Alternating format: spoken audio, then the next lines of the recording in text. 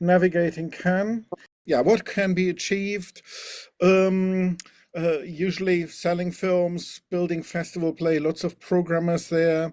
Just wonder if anybody else here's got anything they want to achieve, they want to do in Cannes. Yeah, network for service. Networking for service, finding clients, very good. Anyone else?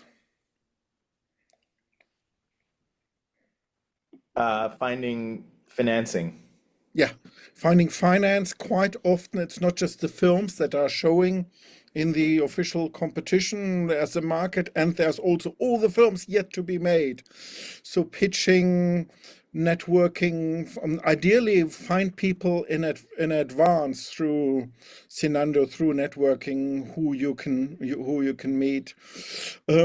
Finding co-producers internationally. I hope everyone here doesn't just meet the people from their own country, but also meet with other countries, because that's really special, what I find about Cannes. And in order to do that, I suggest, as much as you can, try to find whatever through Sean's group in here, find recommendations about who might be the right people in the world, who might be able to co-produce or buy your film, and develop these relationships in advance. People email each other now all the time, sending through script, because a script, a meeting that you have in Cannes that's based on the script already, where somebody has read the script already, can take you so much further, rather than using Cannes to make the first contact. You'll get a lot further. Yeah, explore the international film industry. I think it's also good for market testing, sometimes, to take ideas there that are maybe not fully shaped, or also business models. There's always, the industry, particularly now, is changing quite drastically.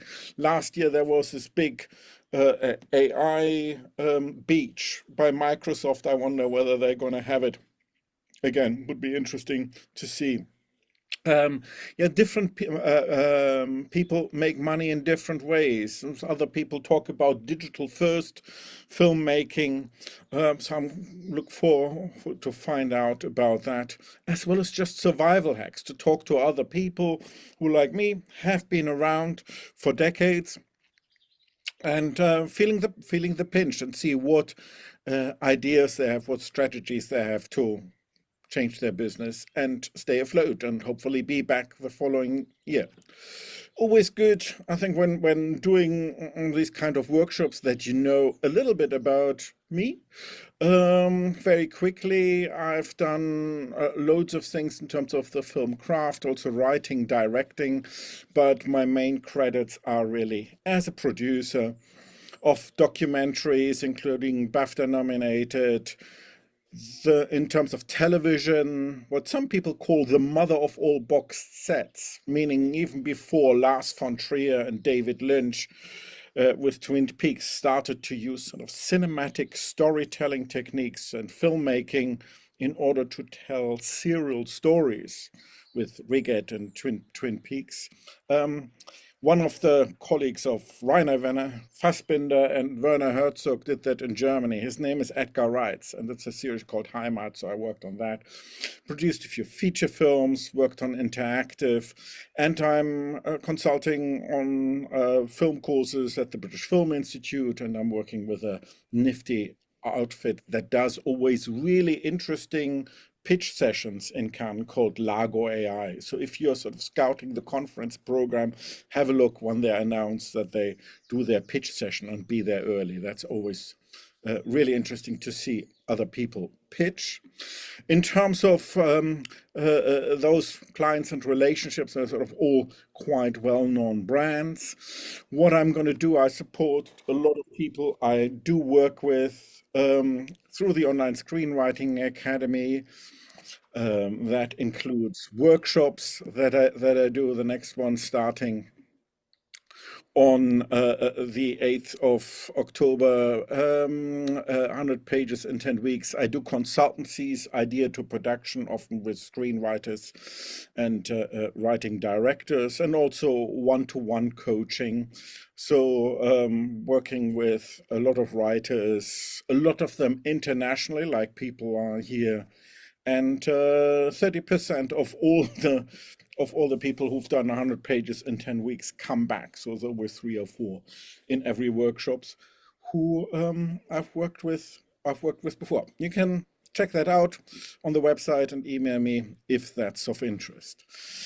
Now, coming to Cannes, for those who haven't been, this is what it looks like. So you see, it's very good first tip to avoid meeting, particularly on Saturday or Sunday at noon in front of the Palais, because this is what it looks like. Sometimes it can get even worse in the evenings, particularly when there's a gala screening and everything is blocked off. So there's a lot of chaos, and hopefully I can give you a little guidance sort of through all that. Also, what you see, what this picture reminds us of: be careful.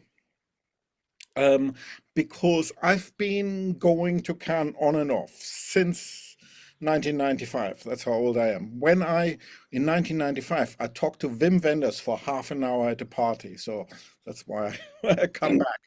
So when it was, let's say, a bit more open. But I can also say, sort of, I've been there about 15 times, and every time I go, I hear of some story, somebody being robbed, being mugged. We had our car broken into in the first year. Other people had their flats broken into. So just want you to be careful, and particularly if you are a vulnerable person. It's maybe not so dependent on gender these days. If you're a vulnerable person, make sure if you are traveling late at night, avoid going on boats alone if you're invited to a boat party or so. It's certainly advisable. So if you're not used to sort of doing those kind of events, find ways how you can do it safe, because you don't want it to be a disappointment. Then just looking at the Cannes layout. I'm just showing here where the photograph was taking, the Palais des Festivals we were looking at.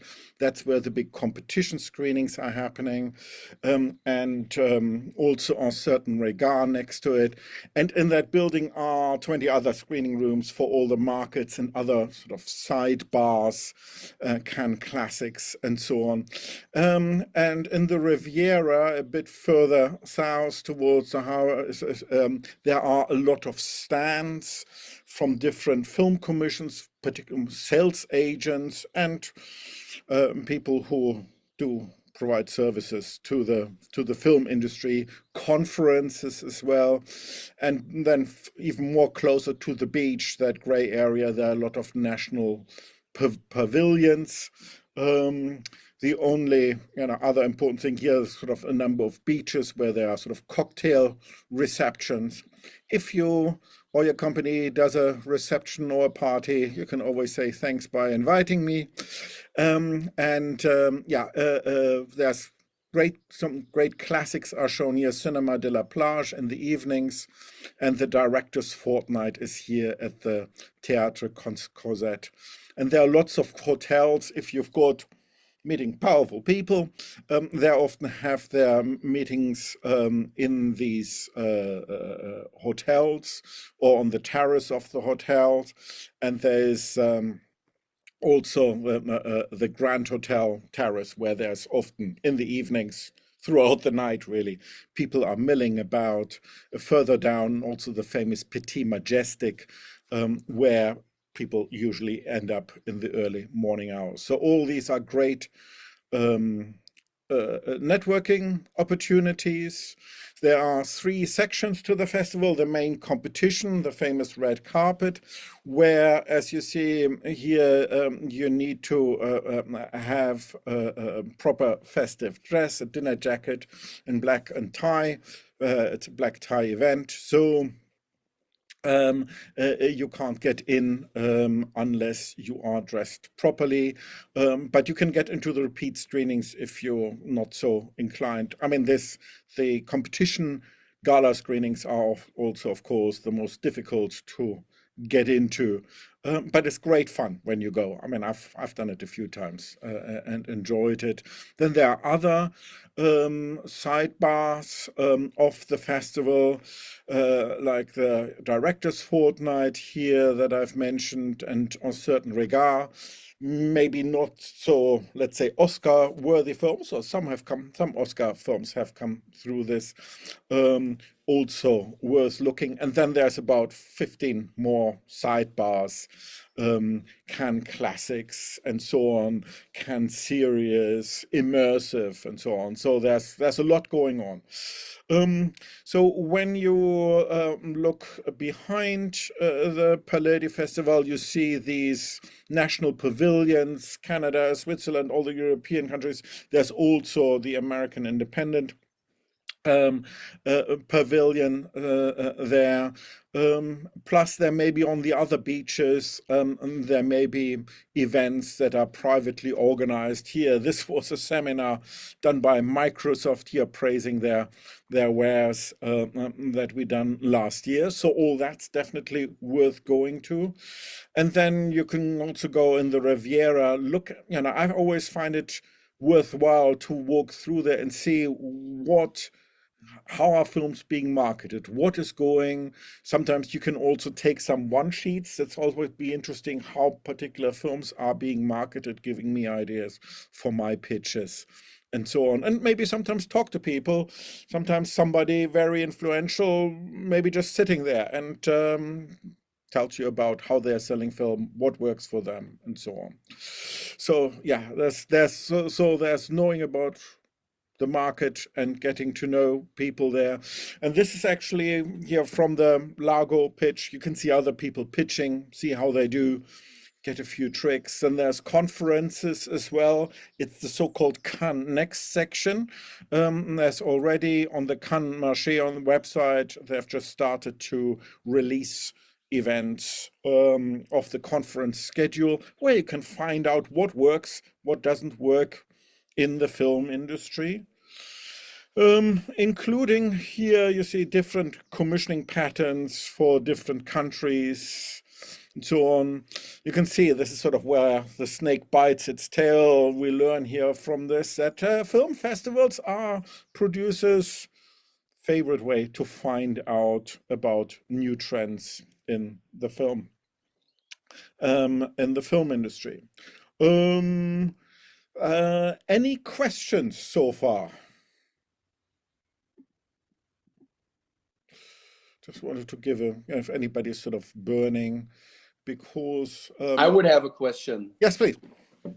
I will make so everybody can see me now. Hello, Robert. Thanks for having me, Carl, and everybody else.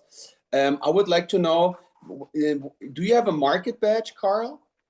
I have a filmmaker badge because I have one too. My question is because when you have a market badge, they give you the automatic membership of Sinando. And if I want to meet people or if I want to research people in the market, especially like producers or distributors, because I have like two projects to share, can I find them in Sinando or can I find them on the Marché du Film website? And if, where, and how? Yes, you find them in Sinando. You can research where their office is. So it will tell you Riviera L6 or Marriott Hotel, 3rd floor, or something like that, or Rue de something. It will tell you that in Sinando. Of course, I mean, I usually find people when I need the Sinando, whose login I can borrow. Sometimes there's also terminals somewhere. So, there's always ways to get access to that. I mean, the really dumb thing is, is to Google the sales agent, to Google the company, and it might be on their website. Ta-da! So That's why so far I haven't been limited. I may be less high on the. Of course, with a market badge, you're a bit more. Let's well say more further up the pecking order for movies and so on. But I've always watched lots of interesting stuff, so I haven't sort of felt the need so far. I don't know if anybody else here would like to. Yes, actually, to follow up on that question, I'm considering getting a market badge. I attended 2 years ago on a publicist badge. But I was wondering, can you sign up for Sinando separately without the market badge? I believe so. I'm sorry, I was gone for 2 or 3 minutes, and you. Sorry that I still interrupt again. We're just having another question. If you just come back in a minute. Okay. Yes. Natasha?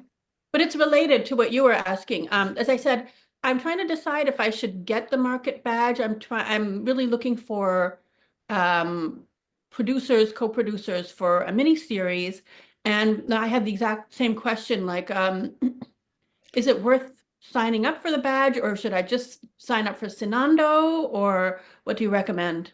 Well, everybody has sort of got their, let's say, their own way. So that's why I'm don't want to be too prescriptive. I mean, as you can see, I'm just asking around. I'm meeting people I already know, and I'm asking for tips. If I'm asking somebody, do you know anybody who's got experience in that particular territory or in that particular genre, or something like that. So I use my networks rather than the data. I mean, of course, the thing about Senando is if you write very influential producers or sales agent an email, they are likely to say we're already busy, so you only can sort of get really the mid tier. So that's why I'm maybe you write better emails on Sinando, and if you've got the email address of the decision maker, and you write a very good email, maybe you get somewhere with that. But I'm just sort of settled in. Maybe it's because I'm old-fashioned, settled in with the personal recommendations, and maybe somebody writing me an introduction to that person, and then I find out where they are because I say, oh, by the way, where are you, or so. Or there's also information stands all over the film market where you can ask. Those people also have access to the terminals. So that's why I feel I'm asking myself the same question every year, and I always think, well, I did all right last time, and with those 300 euros, I can have a nice dinner. So Yeah, for sure. And by the way, does anyone know, because I'm about to apply, do you know how long it takes to get approved? How long they take to approve the registration for the market?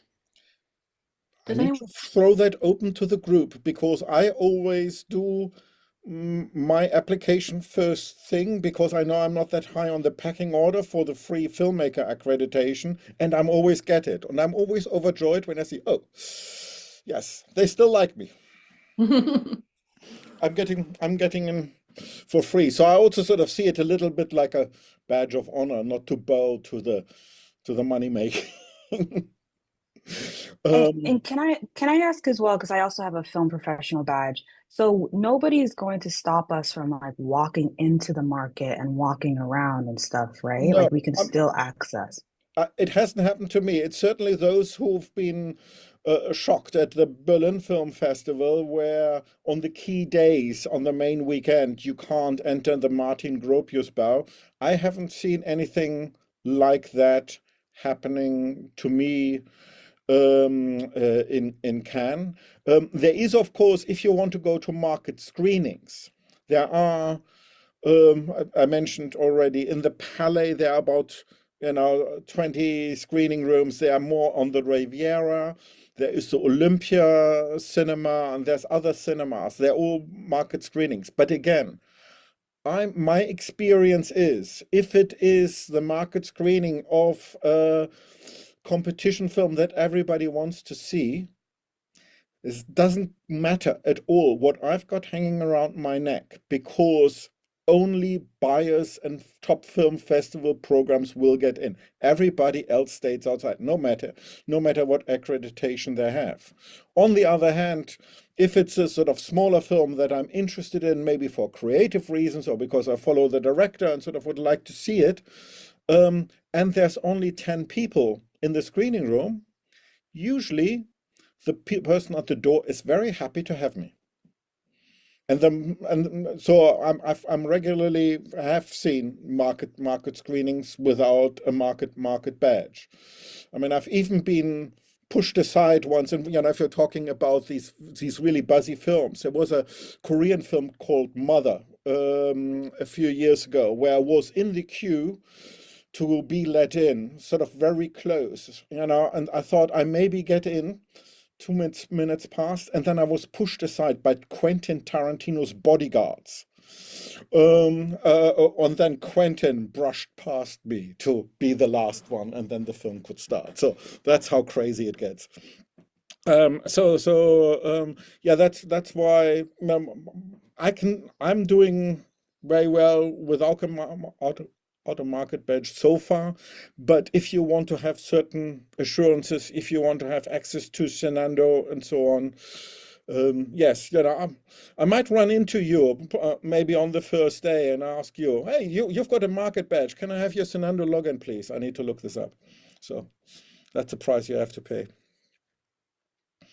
Robert, you also, don't know if he answered your question now, or Robert. No, it's right, Robert. Yes. I guess it was answered. Thank you very much. The question was just like if I find them better on the website, Marché du Film, or is it really better if I want to like see how can I catch those people that I research them on Zalando? And I guess that was answered that Zalando is the better website for it. Yeah, you'll find them. The other thing is, of course, how do you get attention? How do you get their time? That's a completely different, different thing. So that's why, I mean, something that people underestimate, let's say my secret weapon is LinkedIn. Because then if I'm, because I find it's the best way to get any C-level person, anybody, any decision makers I want to get, they're usually much quicker on LinkedIn than on email. Plus they can see that I'm also connected to some people that they know, so they feel, let's say it feels less anonymous than sending them an email if they don't know me personally.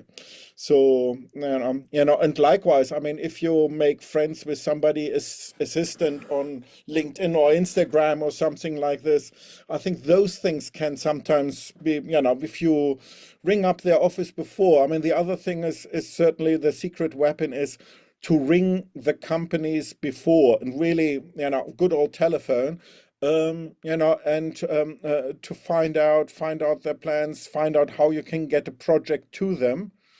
Again, because rather than hitting the ground and then trying to arrange the meeting, maybe you can talk to somebody in development, maybe somebody's assistant. They can tell you whether they're looking for that kind of project or not. Out of it doesn't happen with every phone call, but if you make 20 phone calls, you will get some results. I promise you that. And you find out a bit more where these companies are, if they're taking on any new films, what their slate is, what they're looking for, even if you're lucky. Yeah, but usually you don't get the phone number, you get email addresses, or as you said, maybe like where they're situated at the festival. Yeah, but sometimes you get phone numbers, but also sometimes you can, that's why now you can also ring the landline of the office and say, hey, I've seen your slate. I love these movies you do. I wonder if there's a way to touch base. Can I send, how do you work? Can I send an outline to somebody or a pitch deck? I mean, this is the arms race. You used to do pitch decks for the meetings. Now you do pitch decks in order to get the meetings. To sort of be part of the swing of things and that's usually conversations. And again, that's why I suggest picking up the phone. I've had that sometimes you pick up the phone to a board intern who will tell you everything about who does what, and when to reach them and so on. It can be sheer luck. All right. Any other questions? Hi, And Carl. So I'm noticing the login between the marché and the festival are separate. yeah, It's so getting accreditation for the festival does not exactly mean you have the accreditation for the marché. I'm a bit confused about because I was looking at Cannes Next to try to register or see how to. I mean, Cannes Next, I've always just sort of walked in. I've seen there Oh, okay. some events where they say they want to see a market badge. Maybe that means to me, maybe I just need to be there 15 minutes early, or, I don't know. Maybe I just need to run past very quickly. Maybe I just need to come 10 minutes late. I don't know. You sort of try different things and so on. With some events, when I know it's invitation only, I know now is the time to send an email to somebody to say, hey, I see I'm really interested in your invitation only event. I know something. I could answer that question as well a little bit because first I had a festival badge as well, which was only like the artist festival badge, and now I have a market badge. So it really is, as Cara said, there's like a whole variety. Like usually with the festival badge, you can walk around everywhere, and of course you can get into the market and walk around into the market. But then sometimes in the market they have like different exhibition boxes or something like that, where they have like special events, and then usually it says with a market badge, but that's only known to me as a market badge holder. But when I go onto the Marché du Film website, because there are two websites, there's the festival website and the Marché du Film website. And if you have a market badge, you have access to that website, and then they give you sometimes events. As Carl said, there is like a panel event, and some of them are only for market badge holders. And then there are of course some events where you have to have an invitation, and then it doesn't matter whether you have a market badge or a festival badge. Yeah, but also sometimes I know the organizers of a market badge only event, so then I'm sending them an email and I say, you're doing this event. Sometimes it works and so on. I mean, who knows when actually the event happens, whether I'm actually there or whether I'm actually going for lunch with somebody or so. So, that's the other thing about Cannes. You sort of make a plan, make another plan. Okay. Let's move on. I mean, coming to that sort of bit softer side, now having sort of explored the physical side, Terry Gilliam put it quite nicely what the opportunity is, can be useful because the sun and the wine and everybody being away from their offices and so becoming human and vulnerable. Sort of that really allows us to catch people who are usually very, very difficult to get hold of. And as I like to have a sort of varied references, this definition of luck as opportunity meets preparation. I know various filmmakers have claimed it, but it's actually Seneca came up for that. So I've been sort of exploring how we make our luck through preparation to be ready for the opportunity. Has been sort of occupying my networking science for a while. And in the background, you've got the snakes and ladders sort of as an image of luck going up and down. The interesting thing I found through one of my workshop participants is that because I used the sort of the standard British snakes and ladders idea of board game, is that it's actually invented in India 600 years ago, and you see there the snakes and ladders, but you also see sort of little sayings in every square which have to do with you doing good things. So it also adds you have luck if you do good things. If you build good karma, you're also going to be more lucky. So I thought that gives another dimension to that.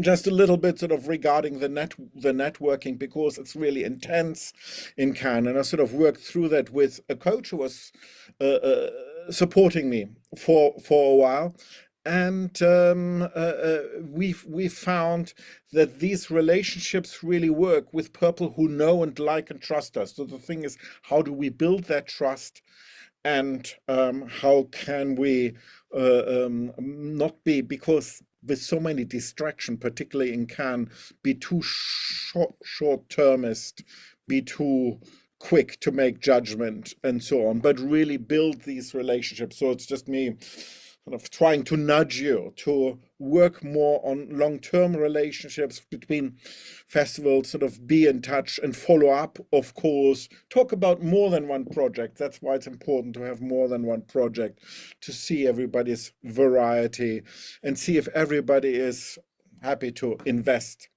the time into this relationships. And then very important, if you make the investment to go spend money and so on, make sure you get you also follow up afterwards and arrange Zoom meetings and so on in order for this to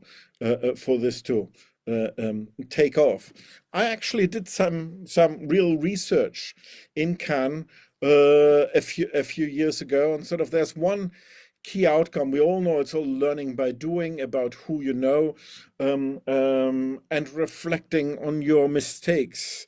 So my question was to all these people, as an accomplished film professional, how do you deliver the skills and insights you need for your next project? And that's really sort of what I want to give you in terms of soft skills. Her answer depends very much what you want to find out, and she thinks about how do I many steps away are my away from what I want to find out about. How many people do I have to go through, like stepping stones, and then what I just suggested, talk to people directly. Who can they connect you with? Who's good at this? And this actually overlaps with what the UN Development Program, UNDP, suggests people do, is to do these stepping stones. Because in networking, it's not the strong ties that give you results. Strong ties have much less impact on future success than the weak ties, because there are people who might be more open, maybe they're less worried about nepotism and so on. So that's really something that I suggest in order to make Cannes work, to draw these three circle, put a cup of coffee in the middle of it before you go, and really think about who is on these circles, sort of, that you can reach out to, that you want to speak to, who can introduce you to somebody. I think that's definitely something you can benefit from in order to set things up before you go. I don't know, we've already talked a little bit about research. So, there are daily editions of Screen International and Variety. That's how I always try to at least start my professional day, having a cup of coffee and going through the trades. There's our printed editions that are available everywhere. But also think about organizations, as the European Observatory is doing a lot of business data events, that can be very useful if you're targeting co-production with Ireland or Spain or something like this, to find out what works in that market, and look into co-production. And this is sort of my one pitching slide here, that I always give people, sort of as part of training. I do a tip that's 2,300 years old, when Aristotle looked at the popularity of plays in ancient Athens, and so sort of the advice that he came up with. What is a good play? The plot should be constructed in such a way that even without seeing it, so if neighbors talk to each other, if you meet people in the market, or I've seen that play yesterday, even without seeing, anyone who hears the events which occur shudders and feels pity at what happened. So, that's sort of that. I think that's the sort of acid test. I would like you to give your pitch, or maybe you're already what I see. I've always done a bit of pitch preparation, sort of when I'm on the plane. I never took it that seriously until I was incubator at Oxford University Information. And I saw these MBA types walking up and down the corridor before they had their 1 minute or 3 minute pitches in front of major investors and executives. So that's certainly worthwhile. Yeah, my other mission is about you working internationally, getting away a little bit from your own territory, and think about, why might that be? Maybe you can have something in the script. Gabriela, can you switch off your mic, please? Can you hear me, Gabriela? Or I have to do it? Mute. Okay. Quite often, people can't really find all their budget in their own territory or near them. So maybe there are other sources of finance, and maybe there's also language area. So for all those, it's really good. I recommend that's already on the internet, where you can book in Focus 2025. That's sort of that database of certainly European country doing an event on Friday the 16th. And they do also a publication that then gives you data about different countries and so on. And they also sort of do reports. Have a look on their website, particularly which country has got is doing mostly their own films, or is open to do co-production.